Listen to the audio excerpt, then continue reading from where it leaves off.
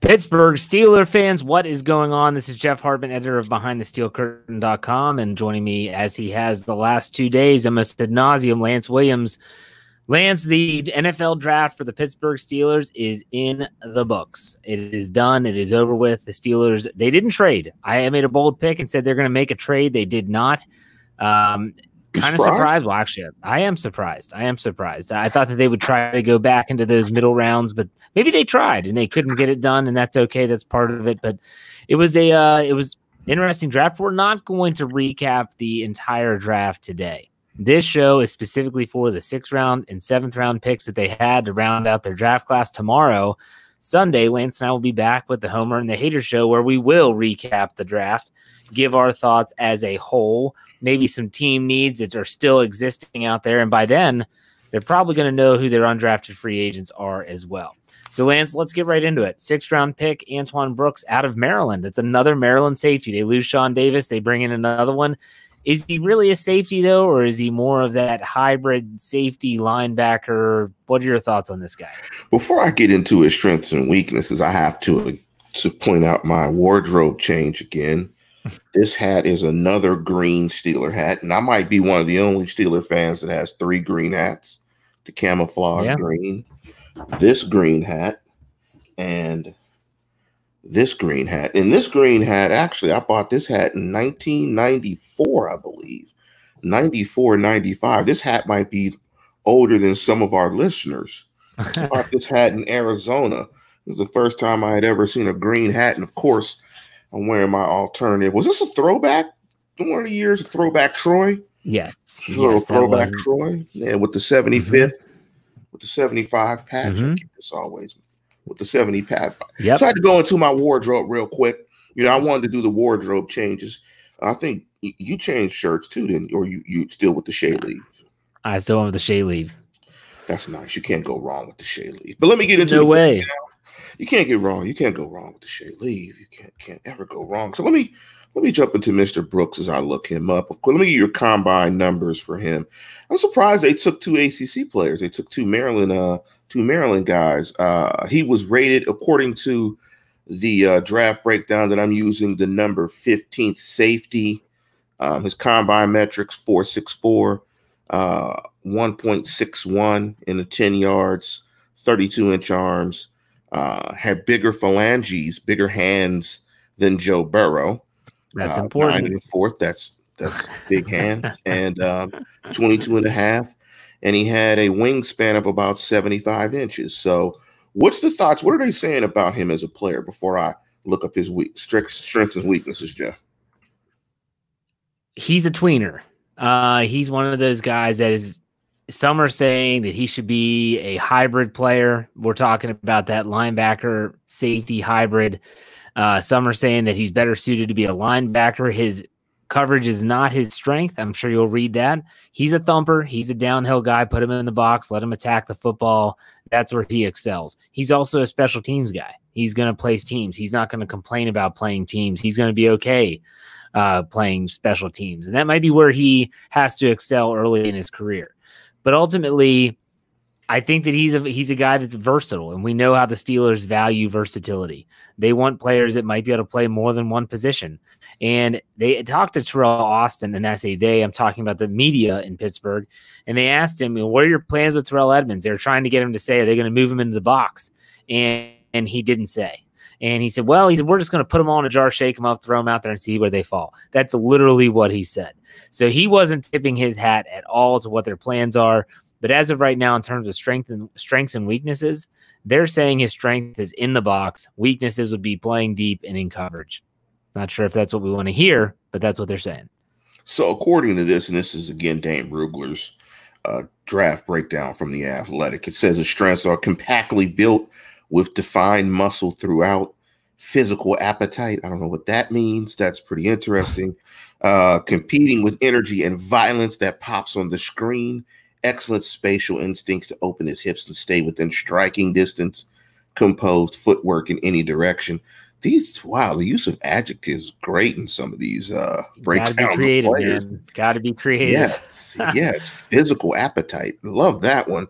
Decisive in pursuit and uses his hands to keep himself clean. flows fast and closes with short area burst, low strike zone as a tackler to secure his target, disciplined in coverage with only one penalty in 2019, and it was for an offsides. His coaches rave about the way he is wired. Maryland head coach Mike Locksley says he's the leader over there, one of those guys that's going to give 110%. Steady production, and finish his career with 35 straight starts. Weaknesses, to your point, Jeff, tweener traits with questions about his best NFL position, doesn't always play patient and can be caught guessing, creating bad angles, appears heavy-legged and tight when attempting to recover from false steps, will have a tough time trying to play man coverage versus Sutton slot receivers, will arrive too hot at times, lacking the length to consistently lasso his target. Ball skills are okay, but the ball finds him more than he finds the ball in coverage. Didn't miss much playing time in the last 3 years, but his aggressive mindset leads to jarring hits, and NFL scouts question if his body will hold up long term. There you go. There you. I mean, that's pretty much the wrap that I saw with him, and it's one of those situations where you're looking at this guy and wondering, what are the Steelers going to do with him, and how are they going to utilize him, and will they be willing to, have him down in the box, and what would it look like in sub packages? So we're going to talk about that. We bring in Carlos Davis's dad, Brian Anthony Davis. What's up, Brian? What did you think about the pick? Brooks from Maryland, the safety / linebacker. They picked a position. As far as I'm concerned, they wanted that hybrid guy. Everybody talked about an inside linebacker and a safety, so they've got one that is both. From what I'm hearing, that and I'm sorry, I did come in late to when Lance was reading the assessment of him. But from what I understand, what these guys want to do is go ahead and make him more of an inside linebacker. I've heard you mention competing with Ulysses S. Gilbert / Grant, the third. And so, with that, you have some depth. They picked a lot of depth pieces in this draft, and this guy's that. If he might be the one guy in this entire draft class that I'm wondering if he does stick. So I think he probably has the longest odds, but I think he was a good pick for what they needed. They had an obvious draft board. They knew where they wanted to go as far as position-wise, and they accomplished that, and this was a part of that process.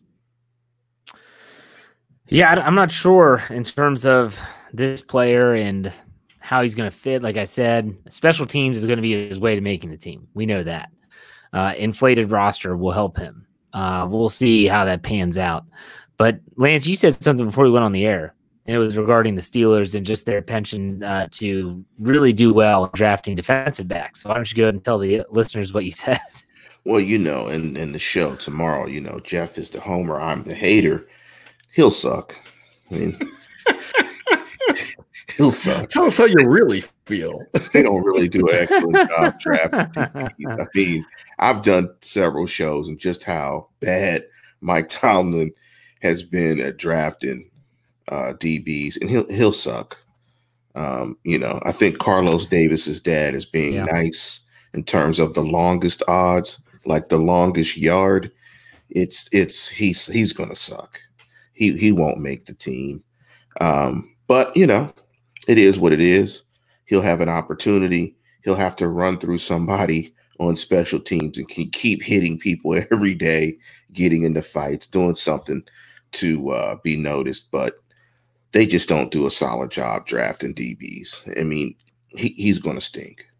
If I may, last year at this time, we did this exact same show. Lance wasn't here, but it was Dave Schofield. We talked about the one player that they drafted last year that we thought was going to be the shining star of that draft on day 3, and the one guy that we thought that was going to have the longest odds. They were Sutton Smith and Ulysses Gilbert. I almost called him Grant. Ulysses Gilbert, the third. So the guy we thought that was going to have the longest odds, he worked hard and made the team. And a lot of people were really excited, and he worked in training camp, and he showed up every single chance that he got. Sutton Smith, never got to see him on the field. He was hurt. They cut him 17,000 times. And he's been with 2 or 3 other organizations as well. So what they do is up to them, and it all comes to their intestinal fortitude. So we'll see what this guy wants to do with his opportunity. And if I'm getting an opportunity, I'm making no bones about it that I'm going to lie, steal, do whatever I have to do to get on that field, and I'm going to outwork everybody in the room. And that's the bottom line, because Carlos Davis's dad said so. Listen, people, everyone wants the inside knowledge. Everyone wants to know exactly what these players are thinking, what they're saying. Did they grow up a Steeler fan? Did they not? Did they know anything about the Steelers? Who's their favorite player from Pittsburgh? We all want to absorb all this stuff like a sponge, but let's keep real. Let's bring reality into the situation and realize these guys are 6th-round draft picks, 7th-round draft picks. The odds of them impacting the roster outside of taking a roster spot are slim to none. Okay? It's slim to none. So with that said, temper your expectations for these late-round picks. You can have a fan favorite. You can be rooting super hard for someone like Antwon Brooks or Carlos Davis or someone. It could have been anyone on day 3 that was drafted on day 3. But the one factor you have to keep in the back of your mind is please just pump the brakes a little bit. Don't be really ridiculously disappointed if, like Lance said, he sucks, because he's a 6th-round draft pick. If he was good, he wouldn't be drafted in the 6th round.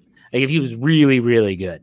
That doesn't mean that he's not going to have a role on the team. It doesn't mean that he's not going to make the team. It just means everything is about your expectations for that particular player at that spot. And so he was a 6th-round pick because he's a 6th-round pick.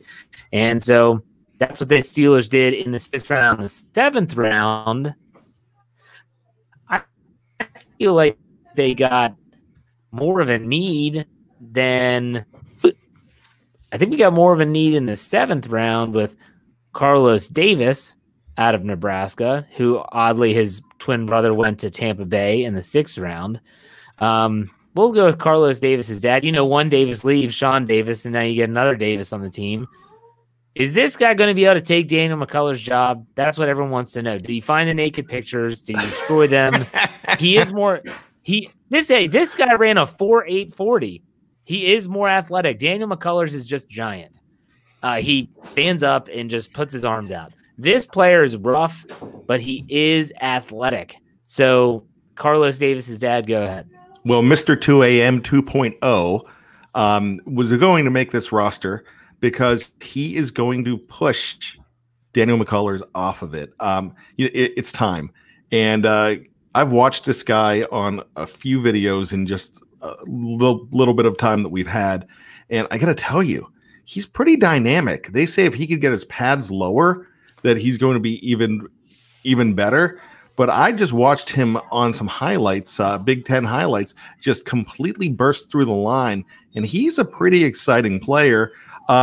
It's ironic that we have his brother being drafted. So for the 2nd time in 3 years, we have had a player drafted, a twin drafted, that his brother was drafted ahead of him. So that doesn't mean that he's worse than his brother, but it is pretty exciting that a guy named Davis is here. So I could get rid of my Sean Davis jerseys, and now I can get a Davis jersey, Carlos. Now I'm hoping he gets number 28 because I don't have to buy another jersey. Lance, go ahead and give us the breakdown of Carlos Davis in terms of his strengths and weaknesses. Here's the interesting thing. When you talked about the 4.82, him and his brother, his twin brother Khalil, ran the 2 best 40 times for defensive linemen. His brother ran a 4.75. Carlos ran a 4.82. Their 10-yard was identical. He's a little bit longer than his brother in terms of arms at 32 inches. He has bigger hands, longer wingspan. Maybe he was the kid that came out first. They're ironically exactly 23.67 years of age. And, it might be time for McCullers to bump off the roster. Let me give you what his strengths or weaknesses according to this breakdown. His strengths: carry his weight well, moving like a much smaller player, moves with flexibility in his upper and lower halves, working laterally to cover multiple gaps, heavy-handed to control at the point of attack, and holds up well against double teams, relies on power to work off contact while pursuing the football, uses upper body power and flexibility to guard against redirect attempts. His discus background shows at times strong hands and rarely allows ball carriers out of his grasp. Weaknesses: slow once engaged and doesn't create much push as a rusher, plays high and too easily pushed away from the pocket, lacks ideal arm length for NFL trench work, not confident in his counter move after being initially blocked, inconsistent run defender and not a technician, needs to better see through blockers to mirror ball carriers, tends to overrun lanes, playing too urgent with his feet instead of allowing his eyes to dictate his movements, missed one game as a senior due to an ankle injury, below average backfield production. Sounds like a 7th rounder. But when you look at that 4.82, I believe it was, that's the type of athleticism you're trying to look at, a projection when you take a pick in the 7th round in the late rounds. It's something that jumps out physically if you can get it. He has to be explosive at that size, running a 4.82. I mean, you're above 300 pounds and you run that fast in the 7th round. That's something to take a chance on. Yeah, he is athletic, and I don't think there's no one in their right mind that would say that Daniel McCullers is athletic. He is an NFL player. I'm not taking that away from him. He has earned more than one contract in the National Football League. That's 2 more than I could ever say and ever will be able to say. Nonetheless, he does not have that type of speed or quickness. I don't know if that's what they're looking for in terms of a potential nose tackle. I know that he was labeled, Lance, what is he labeled as on your draft guide? Is it nose tackle, just defensive line, defensive tackle? What do they have him listed as? Let's see what they have him listed at here as I scroll up. They don't have a position. They just have him as a defensive lineman. Okay. So maybe he could be a nose tackle. Maybe he could be a guy that comes in that base and he's going to save him money because he's cheaper than McCullers. Maybe he could be a little bit more athletic and kind of knife through the line every now and then. Not so much to the Javon Hargrave tune, but along those lines. We'll see. You said it perfectly, Lance. He's a 7th rounder. Again, we temper our expectations. If you're sitting there right now thinking this guy's going to supplant McCullers, is it possible? Absolutely. Is it likely? I don't know. And with McCullers, right, Brian? I mean, is that not a complete crapshoot guessing whether he's going to make the team or not? Yeah, you got to think that it's going to strike midnight on that guy one of these days. No, it's not. But yeah, I got to tell you, you asked me who the most inspirational player for me is. It's Daniel McCullers. That guy has survived for all these years on this team and hardly has done anything whatsoever. It is just amazing to me. The slacker in me wants to stand up and buy this guy a drink. Okay. I'm going to ask you some over-under on Daniel McCullers stats. Lift your hands up. Don't type the keyboard. Because if you get it, Brian, I know you're typing on the keyboard. How many tackles does McCullers have in his career? What's your guess? 32. What's your guess, Jeff? 12. He has 41 tackles in his career. And he's tackled 41 players. He's tackled 41 guys, and he's been in the National Football League since 2014. They're not so. How many sacks does he have? How many sacks does he have? 2. You guys are almost spot on. 2.5. He laid on someone he got there a little bit late and fell. Got that half sack. Whew. But guess who's laughing? Daniel McCullers. We could be laughing at him, but he's laughing and all the way to the bank. Absolutely. He's going to be a 7-year vet. He could be a guy that's like one of my financial. We just lost Jeff when it was financial. Hartman. Well, I guess Jeff will come back in. But the question I wanted to ask you, Carlos Davis's dad, was who's your camp darling? Let me go. Who's going to be the camp darling that fans are going to fall in love with? Claypool, Highsmith, Anthony McFarland, Kevin Dotson, Antoine Brooks Jr., Carlos Davis. Who's going to be that camp darling, a la like a Sutton Smith that we in the media overhype, we fall in love with? Who's going to be that camp darling? Kevin Dotson. Everybody is in love with this guy already. I don't blame him. I'm in love with Kevin Dotson. He's a junkyard dog. He's a Steeler fan. He is huge. Everybody loves everything about this guy. So I think he is going to be the camp darling going in. Who's your camp darling, Jeff? I'm sorry about that. That's what I get for trying to do too many things at once. I was trying to get Brian's article published, and I accidentally hit the X when I went back to this tab. It's the curse of Daniel McCullers. Don't speak. Yeah, it is. No, don't say it. Camp darling. I like the pick, obviously, of Dotson. I would even go with the running back. I think he might. People love speed, and they love Dree Archer. He was compared to Dree Archer earlier when we did that recap. Everyone said, "Oh my gosh!" I think a camp darling has to be a later round pick. You know what I mean? Like, I can't say Chase Claypool. He was their top pick. Yeah. I don't think that's him. He better be a darling. You know, I mean, well, seriously. yeah. No, I agree. I agree 100%. So, what do you say, Lance? Who's your pick? I like your pick. Jeff. I think the camp darling will be McFarland. I think the camp darling will be McFarland in that speed.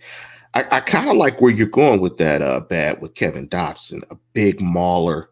I like that too, but I think the camp darling will be Anthony McFarland. As soon as he busts one run, forget about it. There's going to be a run on his jersey sales in Pittsburgh. Well, you have him. I mean, there's a bunch of different players that could be vying for that. They only have 6. I mean, the last time they've had less than that was when Troy Polamalu was drafted. I think they had 5. Am I right, Brian? Yeah, they did have 5. Yeah, they didn't have a lot at all.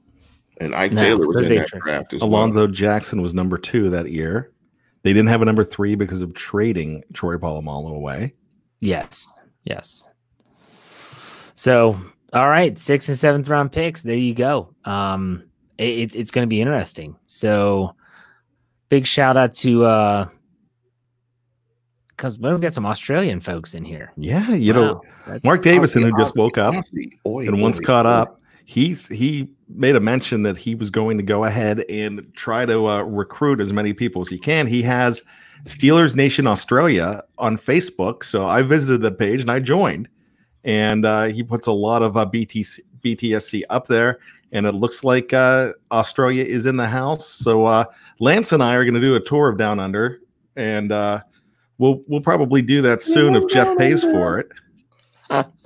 Who's saying that? Yeah. Men at Work. Men at Work.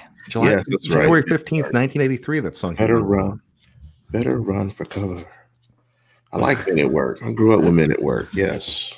I like Men at Work. So let's real quick. I didn't want this to be a long podcast. I'm starving. It's been a long weekend for everyone involved. And the Steelers didn't even have first round picks. So think about it that way.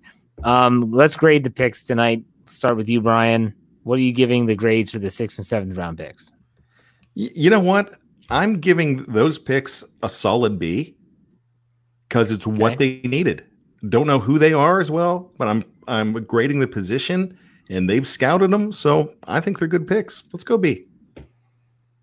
Lance? I'm gonna put my hater hat on. I'm gonna give it a D because I know they can't. I know they can't draft DBs. He won't work out, and the 7th round guy will get cut because Daniel McCullers has those photos, so he won't make the team, and the 5th rounder is going to get cut. So well, I'll tell you what: if you have 6 picks and 2 of them don't make the team, that's bad. I smell a bet coming on between me and Lance. Right. I mean, you're right, but if he has to beat out Daniel McCullers, it's not going to happen. 2.5 bet? 7 seasons. We'll have to come up with the stakes, but I'm betting you that he beats out Daniel McCullers and he makes this 53-man roster. I'll take that. Okay. We'll have to figure out the stakes. We got to make them good. Here's the stakes. Here's the stakes. I have the stakes. The loser has to actually buy a Daniel McCullers jersey and gift it to that person. Man, that's the stakes. Well, wait. Is it no? Who wants a Daniel? Who wants a Daniel McCullers jersey? You should have to buy the other person a jersey. Okay. It would be the Carlos Davis jersey, right? Well, it could be whatever jersey you want. So if Lance is right and Daniel McCullers makes a team and Davis does not, then maybe he gets that white Rod Woodson he always wanted. Yeah, I know Carlos's dad can find one of those sites to get me a white one. I know you. Oh gosh, I've ordered some today. And I tell you what, as soon as these numbers come, as soon as I get a chance to get my real 83 Claypool, it's coming, baby. It's coming. As soon as they confirm those numbers, I can make those orders. So yeah. If you let me be the supplier, I'm not buying you a $200 jersey. I don't want you to. I want you to go that route that I won't mention. It'll be a Mr. 2 a.m. special. Yes. Oh, yeesh. Absolutely. Hope it's on the Yeti. Now, I do want to make sure that everyone is aware that after today's show, tomorrow we're back on schedule. And what that looks like for anyone that does not, maybe you just stumbled upon this. We always have more viewers for these draft shows. I know that our third round show yesterday, for the third round pick, my gosh, we had almost 5,000 people on YouTube watch that already. Tomorrow, Homer and the Hater Show, myself and Lance Williams. Monday, Davis and Defeo for the Steelers Q&A. The Steelers Stat Geek, that's Big Bro Sco, and that is Dave Schofield. Wednesday, Lance and I are back for the Standard is the Standard. Thursday is the preview. Friday, I said it. And then Saturday of next week is when Tony Defeo gets to debut his very first solo show. I'm not sure what the name of it is. He has to let me know. Matt P. Steeler says lose the bet, actually. Yeah, probably. Mad P. Steeler, he gives us $5.99. I think that's maybe Australian currency. I don't know. BTSC tore down under 2021 after COVID-19. Hey, you pay for it. I'm there. Let's do it. Hey, we could raise money in the live chat. We could put live chat money to all of us. And I think I'm going to lose the bet. Wormley is going to make the team as well, so I might lose that bet. So I might be buying Carlos's dad a jersey.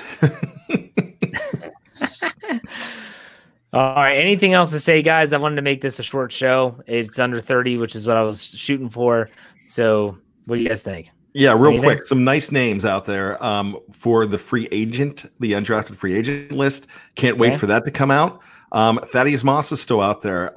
Quarterback Anthony Gordon could be on there. Guy who's not on there is Nate Stanley out of Iowa, who was drafted late in the 7th round by Minnesota. I thought he would be somebody that Pittsburgh would be looking at. So I can't wait to see that list. That's a potential for about 10 more future Steelers to show up. I'm just not sure when they make it. I don't know if that's late tonight. I know they're on the phone right now, but those names should be coming out either later tonight or early tomorrow, I would think. Yes, and we at BehindTheSteelCurtain.com will have our news tracker and rumors right after this show's over. I'm going to publish that so you can keep tabs on that and see, okay, what's going on with what position, who are they looking at, what are the rumors. We'll talk about all that tomorrow. So, Brian, all your hard work this weekend, I thank you for the written word and the spoken word. Lance, you've been on. This is the most NFL draft you've ever watched in your entire life, so we appreciate that. Yeah. Absolutely. It's been I think the best content weekend for our platform ever because we did the live show. We did the live show on Thursday for 4 hours, the whole first round. And then that was a marathon. And we just kind of thought of, doing this. Let's do a lead up to the pick and then a post pick reaction. Hopefully if you're on our YouTube channel, you've enjoyed it. So with that and thanks to you, Jeff, for putting all this together. And you do so much that these guys don't even realize in the live chat. You are the heart and soul of this whole thing. So I do appreciate you. Thank you. I appreciate that as always. Let's Heart of Rock and Roll still beating when you said that. Carlos, that's his band. That's Huey Lewis. Heart of rock and roll. Huey Lewis hit on my wife, Lance. That's a compliment. I know it's my favorite story. I'll tell you another time. That's like, yeah, that's a great story. You should have walked out of there like, yeah.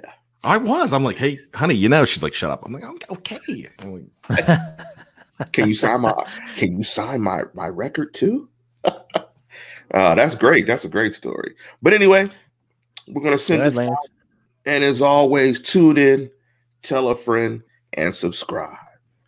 Absolutely. Steelers. Oh my gosh, Steelers. BehindTheSteelCurtain.com, your one-stop shop for all your Pittsburgh Steelers needs. We'll see you, everyone. Man, my brain is fried. Talk to you later.